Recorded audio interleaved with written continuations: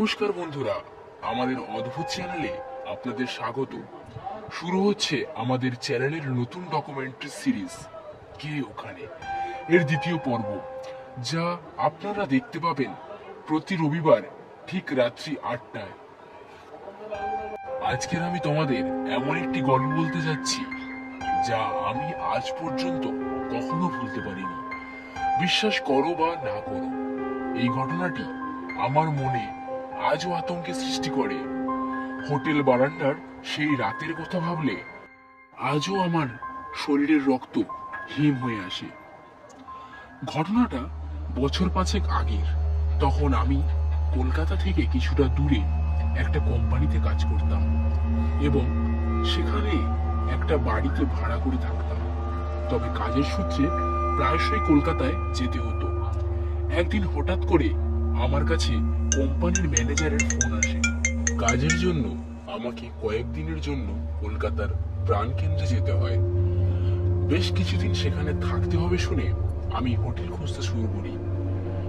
তবে সামনেই দুর্গাপুজো থাকায় কোনো হোটেল তেমন ফাঁকা ছিল না। একজন লোককে জিজ্ঞাসা করায় লোকটা আমাকে বলল, এখন আর কোনো হোটেল ফাঁকা নেই, হোটেল বারান্ডা ছাড়া। নামটা শুনেই আমি শিহরিত হয়ে উঠলাম। শহরের মানুষজন প্রায়শই বলতো ওই হোটেলে রাতে যারা থাকতে যায় তারা আর ফিরে আসে না। ক্লান্তির চাপে আমি সেই সব কথা পরোয়ানা না করেই হোটেল বারান্দার চেকিং করলাম। আমার রুম ছিল 103। ছোট্ট ঘর, পুরানো কাঠের আসবাব আর জানালার পাশে একটা ভারী পর্দা। রুমে ঢুকে আমার প্রথমেই মনে হলো কেউ যেন আমার দিকে তাকিয়ে আছে, কিন্তু চারপাশে তাকিয়েই কাউকে দেখতে পেলাম না। আমি মনে মনে ভাবলাম হয়তো ক্লান্তির কারণে আমার এমন মনে হচ্ছে, কিন্তু তখনও আমি জানতাম না এটা ছিল সবেমাত্র শুরু। প্রচন্ড ক্লান্তির কারণে আমি না খেয়ে শুয়ে পড়লাম, বেঘরে ঘুমাচ্ছিলাম। এমন সময়ে হঠাৎ ফ্যানটা বন্ধ হয়ে যায়। আমার মুখে কিসের যেন একটা ফোঁটা এসে পড়ে। উপরের দিকে তাকাতেই আমার বুকটা কেঁপে ওঠে। গায়ে একটা লাশ ঝুলছে, এটা থেকেই রক্ত টপ টপ করে আমার গায়ে পড়ছে। আমি তাড়াহুড়ো করে উঠে বসলাম, কোনো ক্রমে দরজার দিকে এগিয়ে গেলাম। এমন সময় পিছন ফিরে দেখি কোথাও আর কিছু নেই। দেওয়ালে টাঙানো পুরনো ঘড়িটার দিকে তাকিয়ে দেখি তখন রাত 12টা বাজে। হঠাৎ করেই কোত্থেকে একটা ঠান্ডা হাওয়া যদিও জানালা দরজা সবই বন্ধ ছিল। আচমকাই আমি জানালার দিকে তাকিয়ে দেখি পুরনো আবছা কাছে ওপাশে কে যেন দাঁড়িয়ে রয়েছে। আমি শুকনো গলায় বলে উঠলাম, কে কে ওখানে?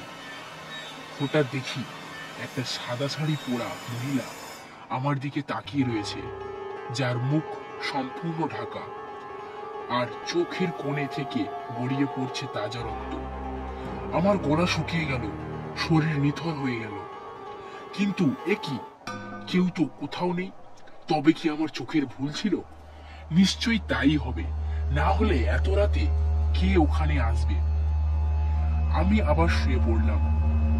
পরের দিন সকালে আমি নিজেকে বোঝালাম হয়তো খুব বেশি ক্লান্তির কারণে এমন দেখেছি। তবে আমার এই বিশ্বাস দীর্ঘস্থায়ী হলো না। পরের দিন রাতে অফিস থেকে ফিরে যখন আমি আমার রুমের দিকে যাচ্ছিলাম, তখনই হঠাৎ হোটেলে লোডশেডিং হয়ে যায়। আচমকাই আমি ওই ছায়ামূর্তিটাকে আমার রুমের সামনে করিডোর দিয়ে হেঁটে যেতে দেখি। আমি বুঝতে পারি ওটা একটা মহিলার আত্মা। আমি কোনো ক্রমে রুমের ভেতরে ঢুকে দরজা লক করে দিই। এরপরে একটা অশরীরী পায়ের শব্দ আমার রুমের দিকে এগিয়ে আসতে থাকে। কারোর অদৃপ্ত শ্বাস প্রশ্বাসের শব্দ আমার কানে স্পষ্ট হয়ে ওঠে। আচমকাই সবকিছু শান্ত হয়ে যায়। হঠাৎ পেছনের দিকে দেখি ওই মহিলা আমার সামনে দাঁড়িয়ে। তার মুখ জ্বলন্ত কয়লার মতো ভয়ঙ্কর, যেন প্রতিশোধের আগুনে সে আজও জ্বলছে।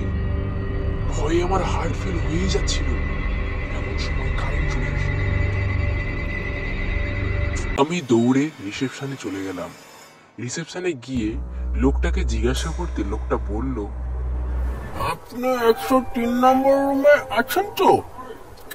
ওটা আপনার রুম নয়, ওটা জ্যোৎস্না রায়ের রুম বটে। মানে কে জ্যোৎস্না রায়? আমি তো এই নামে কাউকে চিনি না। উত্তেজিত হবেন না, কথাটা মন দিয়ে শুনুন। সালটা 1933। একদিন রাতে জ্যোৎস্না রায় নামে একটা যুবতী এই হোটেলে থাকতে এসেছিল। পরের দিন তার মৃতদেহ ওই ঘর থেকে ঝুলন্ত অবস্থায় পাওয়া যায়। অনেকে বলে সে নাকি আত্মহত্যা করেছিল, আবার কেউ কেউ বলে তার নাকি খুন করা হয়েছিল। আপনি যাকে দেখেছেন ওটা তারই আত্মা। আমার মাথা ঘুরে গেল, আমি চমকে উঠলাম। সে অপেক্ষা করছে প্রতিশোধের জন্য। আমি রুমে ফিরে আসার পর বুঝতে পারলাম কিছু একটা আমাকে ওই রুম থেকে ছুটে পালাতে বলছে। কিন্তু রাত তখন গভীর, বাইরে ঝড়ও শুরু হয়েছে। আমি দরজার লক করে ভেতরে গিয়ে শুয়ে পড়লাম। কিন্তু হঠাৎ তখনই কেউ একটা দরজায় টোকা দিল। আমি ভয়ে জমে গেলাম, কিন্তু সাহস করে দরজা খুলতেই দেখি কোথাও কেউ নেই। করিডোরটা সম্পূর্ণ ফাঁকা পড়ে রয়েছে। কিন্তু হঠাৎ রুমের দরজাটা বন্ধ হয়ে গেল, আবার সমস্ত আলো নিভে গেল। অন্ধকারের মধ্যে দিয়ে ওই মহিলার আত্মনাদ আমার কানে ভেসে এলো। আমি পালাতে চেষ্টা করলাম, কিন্তু পারলাম না। এরপর আমি শুনতে পেলাম, পালাতে পারবে না, এখন আমার পালা। আমার চোখের সামনে রুমটা অন্ধকার হয়ে গেল। আমি অনুভব করলাম আমার পায়ের নিচ থেকে যেন মাটিটি সরে যাচ্ছে, আর আমি একেবারে হোটেলের তলদেশের এক অন্ধকার জগতে ডুবে যাচ্ছি। সেই রাতে কি ঘটেছিল আজও আমি বুঝতে পারিনি। সকালে উঠে হোটেলের কর্মচারীরা দরজা খুলে আমাকে পেল। আমি অজ্ঞান হয়ে পড়েছিলাম। কোনো ক্রমে আমি বাড়ি ফিরি। যদি তুমি কখনো হোটেল বারান্দার সেই 103 নম্বর রুমে যাও, তাহলে সাবধান, কে বলতে পারে হয়তো ওই মহিলা তোমার অপেক্ষাতেই আছে। তো বন্ধুরা, আজকের গল্পটা তোমাদের কেমন লাগলো অবশ্যই কমেন্টে জানিও, এবং চ্যানেলটিকে সাবস্ক্রাইব করতে ভুলো না, কারণ পরবর্তী রবিবারে নতুন একটি গল্পের সাথে, নতুন একটি আতঙ্কের সাথে তোমাদের সাথে দেখা হবে।